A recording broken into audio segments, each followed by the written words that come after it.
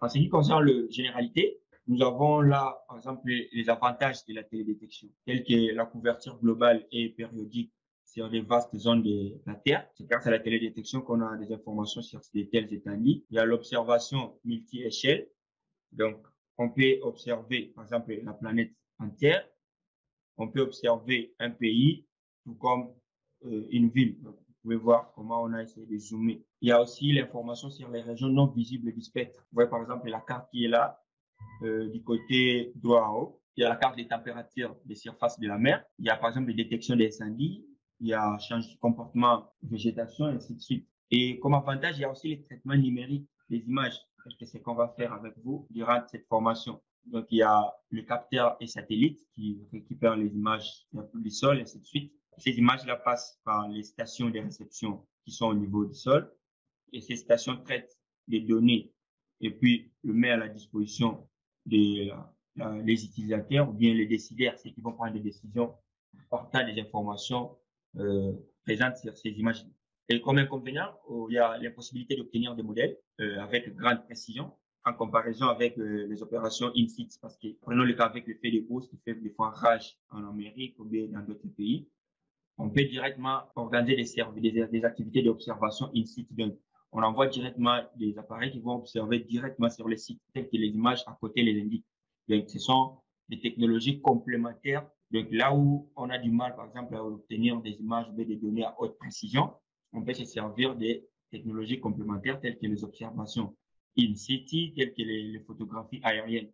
Là, on va parler des régions spectrales utilisées pour l'observation à distance de la Terre. Les bandes peuvent varier selon le type d'image utilisée. Par exemple, les images Landsat ou bien les images Sentinelle, vous allez voir que le nombre de bandes peut varier.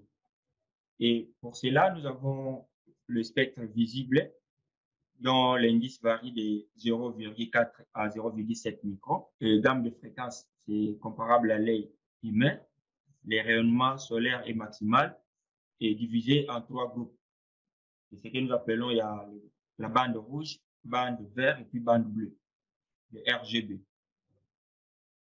En dehors des spectres visibles, il y a les infrarouges proches, où l'indice varie entre 0,7 à 1,1 micron, appelé les UR réfléchis, l'énergie solaire des corps réfléchissants, et les rayonnements dans la région des infrarouges est utilisé en télédétection de la même façon que les rayonnements visibles, de la même façon que les bandes rouges, vert et bleu. Et vous allez voir que, par exemple, les infrarouges interviennent lorsqu'on calcule l'indice de végétation. Donc, on prend le proche infrarouge qu'on utilise dans la formule avec la bande rouge. Et maintenant, ça dépend aussi de la mission. Il s'appelle, par exemple, avec Landsat 7 ou Landsat 8, vous allez voir que la formule ne restera pas toujours la même. Par exemple, avec Landsat 7, vous aurez, pour calculer l'indice de végétation, vous aurez bande 4 moins bande 3 divisé par bande 4 plus bande 3. Avec Landsat 8, vous allez utiliser bande 5 moins bande 4 divisé par bande 5 plus bande 4. Donc, parce que sur Landsat 8, la couche de la bande proche infrarouge, c'est la bande 5 et la bande rouge, c'est la bande 4, ce qui n'est pas le cas avec Landsat 7. En dehors des infrarouges proches, des proches infrarouges, il y a l'infrarouge moyen, dont la valeur est la mentionnée. Il y a l'infrarouge thermique. D'abord, l'infrarouge moyen permet à mesurer les concentrations de vapeurs, par exemple les vapeurs d'eau dans la couche d'ozone, les aérosols. L'infrarouge thermique, les images peuvent être disponibles à tout moment de la journée et les rayonnements émis par les organismes eux-mêmes. La valeur varie de 8 à 14 mm. Il y a enfin les micro-ondes, dont la valeur varie de 1 mm à... En ce qui concerne le capteur et plateforme, quand on parle de capteurs, en fait, ce sont des systèmes utilisés pour l'acquisition des rayonnements émis ou soit réfléchis. Et il y a deux types de capteurs. Il y a des capteurs passifs et des capteurs actifs. Les capteurs passifs, en fait, ils peuvent seulement percevoir l'énergie réfléchie lorsque le soleil illumine la Terre.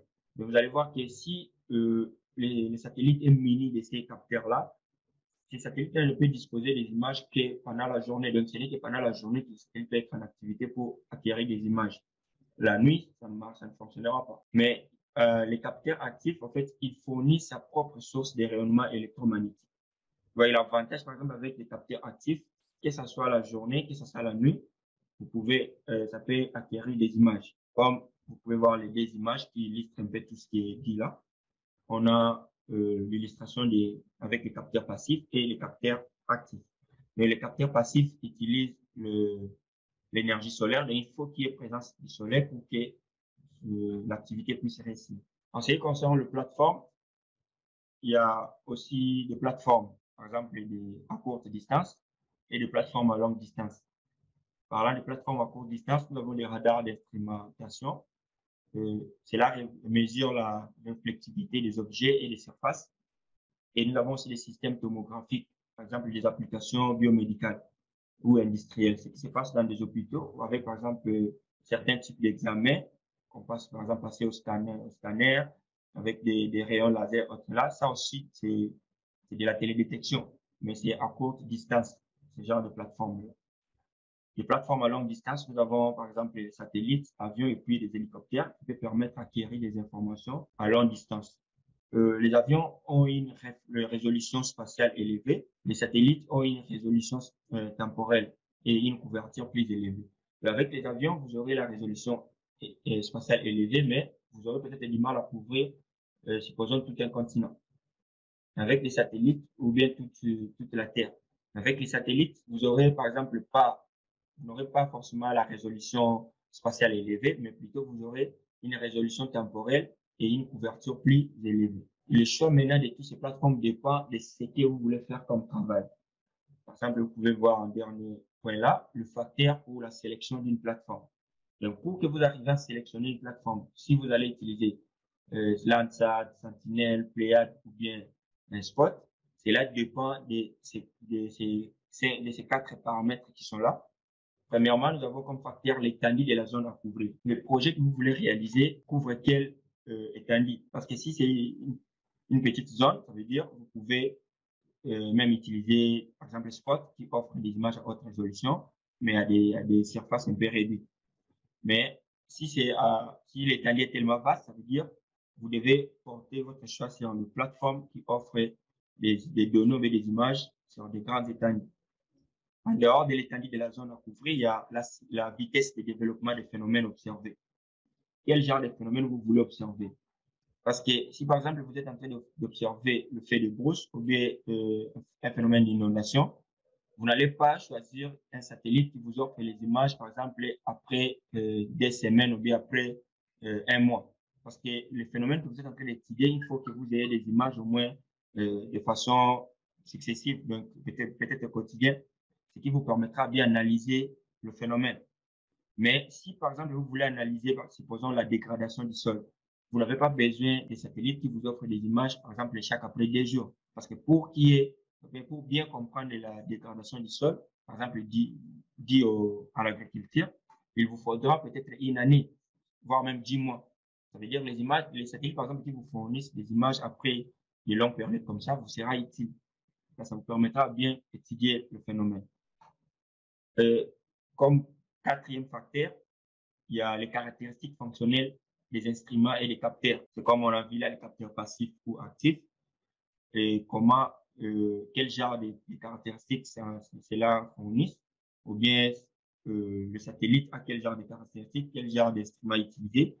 Cela peut aussi influencer le choix que vous allez porter sur l'une des plateformes.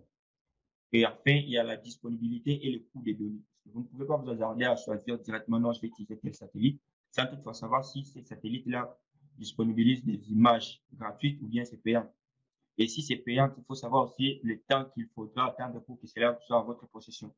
Si par exemple le projet est urgent et que vous commandez les images ou vous devez attendre 2 semaines, un mois, ça ne va pas aider à bien réaliser votre projet. Donc, ce sont tous ces facteurs-là qui sont à prendre en compte lorsque vous voulez porter le choix sur une plateforme afin de disponibiliser des images qu'il faut pour réaliser votre travail.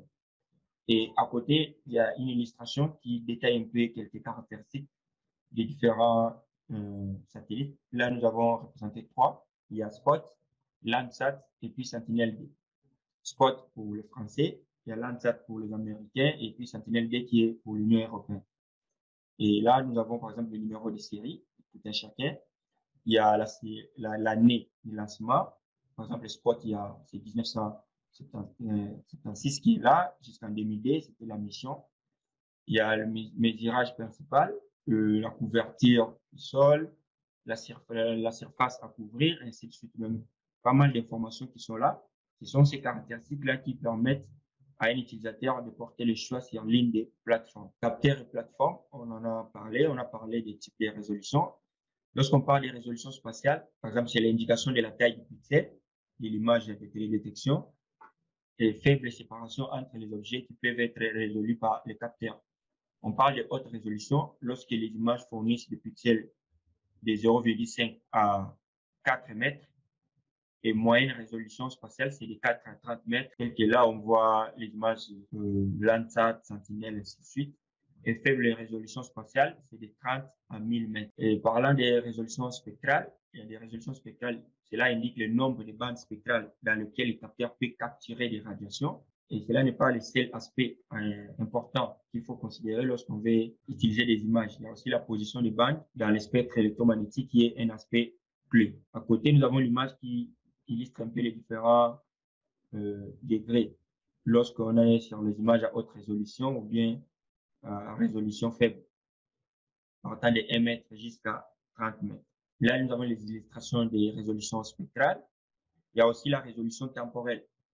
Et on parle des images à haute résolution temporelle si c'est inférieur à de 1 à 3 jours et moyenne résolution temporelle si c'est 4 à 16 jours et faible résolution temporelle si c'est supérieur à 16 jours. Donc, ça veut dire, quand on parle de résolution temporelle, supposons l'ANSAT doit vous fournir les images du Bénin.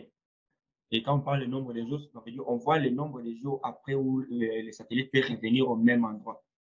Par exemple, pour avoir les images du même endroit, le satellite prend combien de jours pour revenir au même endroit? On parle de résolution temporelle.